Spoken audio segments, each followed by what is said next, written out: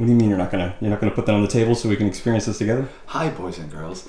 And today we're gonna play with the psychotic Dwarf Caiman. She means it. Oh, horrible, horrible. This is actually a rescue Dwarf Caiman, and she was a mess when we got her. I want to show you how bad a farmed or imported Dwarf Caiman can be, and then I'm going to show you, as contrast, I'm going to show you my babies.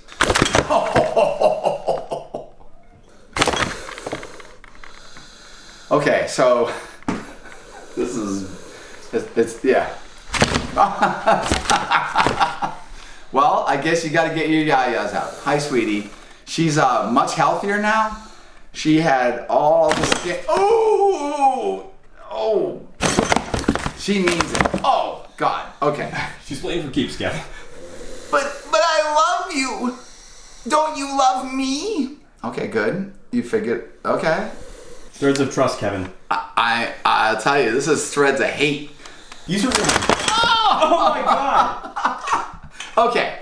Anyways, I don't exactly know what I'm gonna do because she's really awful. This is actually an animal that is so distrustful.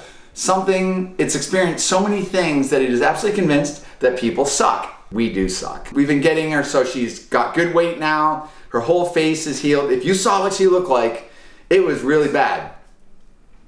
She's very healthy now, but she's a psycho. So Dwarf Caiman are actually farmed for leather products. So they'll have their breeders down in South America or Guyana and Suriname, and they have wild animals that they get the babies and they raise them up, and then at a certain size they render them for their leather. And some of the babies are also exported into places like the United States, and we keep them as pets.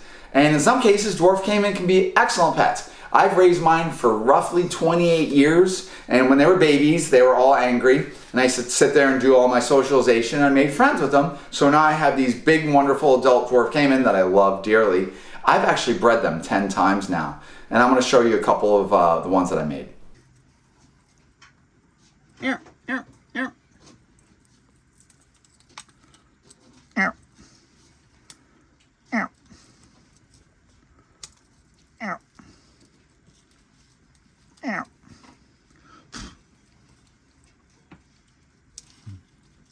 Woo! Ooh. That's awesome. Instant. Hello. Like a genie, boys. Ow. Ow.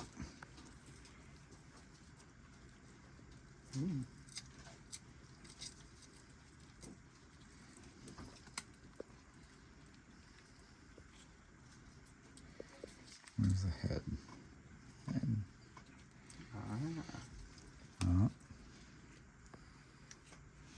Don't pack them. Mm-hmm. Yeah, that's good.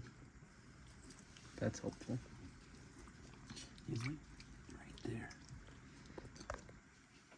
You sleeping? Yeah.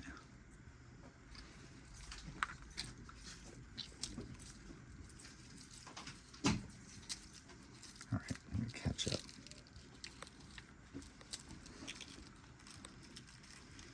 Put your hands closer together.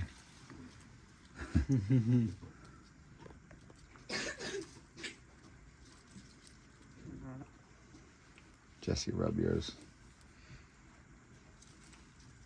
Ow, ow, ow, ow, ow, ow, ow.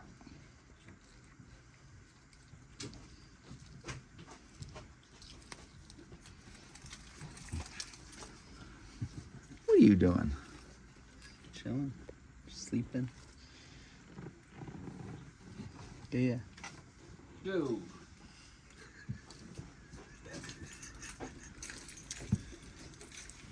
He's alive, right? Yeah, sure. Oh, is that real? Oh. Still, that very rarely. Oh, look at that. That's a stillborn. That's. Yeah. Wow. Oh, man. I will go do that. Thank you. Ow. Ow. right, this one was definitely alive. Yep. Ow. Take him. Yeah. And then, ow, ow. Hey, anybody want to know why I call to my Dwarf Caiman when I'm hatching them? Want to know? So you can start your own little army of Caiman? Yes. When I want to know if it's time for my Dwarf Caiman to hatch, usually about 90 days, I'll start calling to them outside the incubator, and I wait for them to call me back. When they call me back, so to speak, when they call to me back, and I hear them, ow, ow, ow, I know it's time for me to go hatch them. And then I hatch them by hand. And I think all of this helps in the bonding process. So these guys were born on October 14th. That's the day before my birthday. And I got a lot of really great birthday wishes, and I don't really know how to thank everybody for your ridiculous kindness. Ow. Ow. So if you send Kevin a birthday wish, thank you. So guys, all the people like Tyler and all who did a really funny one. He did a Marilyn Monroe thing, but I got so many good things. Mikey, Fran, and all you guys are great. I really appreciate your kindness. You guys are really genuinely nice people, and I really appreciate it. I appreciate how great Mikey Bustos looks in a thong for his age. It was so great. It's just wonderful. Why don't you look like that in a thong? I probably look pretty close to that. Pretty close? Okay. I don't know. I'm sorry, Kevin. I haven't seen you in a thong lately. Is that okay? I haven't seen you in a thong lately? It's No. not okay. Yeah, look at all these guys. I love how they sit still like little gargoyles. They are little gargoyles. Hi, babies. And Kevin's named them all from their personalities. Yeah. Okay. So what's really important, guys, is I socialize these. So I hatched them out, and what happens is they learn to like accept humanity to a degree, at least us. And as we interact with them, we're very, very sweet to them and gentle to them, and they actually learn to trust us. And when they trust you, what happens is we have something we might call friendly or social, and that means it's more inclined to sit there and actually think, and instead of being defensive or act crazy and psychotic, they're not even really calling much. What kind of person should not own a Caiman? Oh, if you want to check out my Dwarf Caiman, I'm gonna walk on the beach with it, yo, and all that. Yeah, that my alter ego, yo. Check this friggin' nibble nuts out. This thing's gonna be biting and totally making you bleed. Oh, look, he's scared. Little weak, little tepid little thing. What? They call them Giga Chads now. So if you're a Giga Chad and you want to walk around the beach with your new Caiman. Yo, so if you was a Giga Chad, you don't want one of these cute little finesseful little Dwarf Caimans because they're too sweet. You need one of those gnarly He-Man specials right there. Like She-Demon. So there's some do's and don'ts when you get your first little baby Caiman. Guys, seriously, yeah, if you are going to get a Dwarf Caiman, either mine, because, if you're going to get one of mine, you're going to pay money because this is a huge accomplishment. Like, this is the 10th clutch I've hatched. So this clutch was 15 eggs. I hatched out 14 babies. You might even be able to count these. There was one stillborn, and I was kind of sad. Was that the first one you've ever gotten that was stillborn? No, it wasn't. But I don't get very many stillborns. I really need to make some females. These are hard to get females. It always seems to be males. I have not been able to bring myself to sexing them because I feel like I'm giving them a reason not to trust me. Wait a minute. So you have to turn them over and invert them and all that. Is there another way you could do it? Can you? I make one of my employees. I make Braden that I taught how to sex crocodilians. I make him do it. So you said you don't get a lot of females often? That's interesting. Yeah, I really don't. It's like the males are the majority, and it's very hard to get females. And I'll tell you, I don't know what this fly's obsession with me is. Tell me more. Talk about the female thing. Is it genetics or something, or is it just all? No, it's temperature, hatch temperature, and all that. And what is the actual magical temperature to get them? I think these actually need to be cooler. But the problem is they take 90 days or so to hatch, and you can put them through a cool window and then heat them up and do all this different stuff. And I don't think I have that figured out. I really probably need to talk to avid crocodilian breeders that really know their stuff. I am not one of those. I do my Dwarf Caiman and yes, see, He gets it. he says, "Daddy."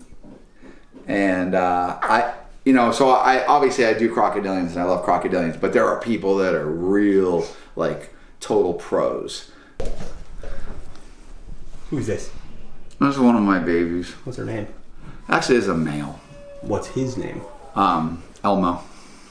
Elmo is wonderful, and the reason why Elmo is wonderful is because he's been socialized. So it's one of my babies that I hatched, and I do this thing called nothing is sacred, and that means so when I'm working with things like this, you pet them everywhere, and you get them used, or you desensitize them, essentially.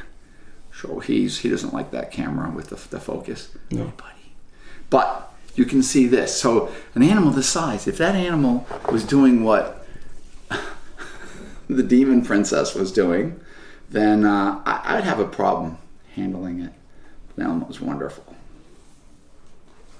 Now, are males more aggressive than females, or is it vice versa?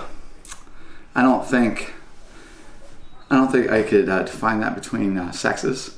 I will tell you, often Dwarf Caiman are not known to be social, friendly, trustworthy creatures. I have my group that are wonderful. We're actually building, as we start tearing down our fish room, we're going to build a big Dwarf Caiman display, and we're making a lot of changes here, but they're just wonderful. I know, it does not like your camera. I got a feeling I could use manual focus and it would still not like my camera, man. Just how it is. You gonna tell me something else cool about him? Like, take baths with him or something? Like, what's You the could. trick? You could take a bath? You could. You'd let this guy near your winky dink? Well, first of all, it's too hot because I like my baths hot. Okay. And I want to come out. Stop. You take baths, Kevin? I will sometimes. Yeah, when I'm having a really bad day. But Calgon take me away. Bath bombs. Oh yeah. Send Kevin bath bombs. He'll use them. Yeah.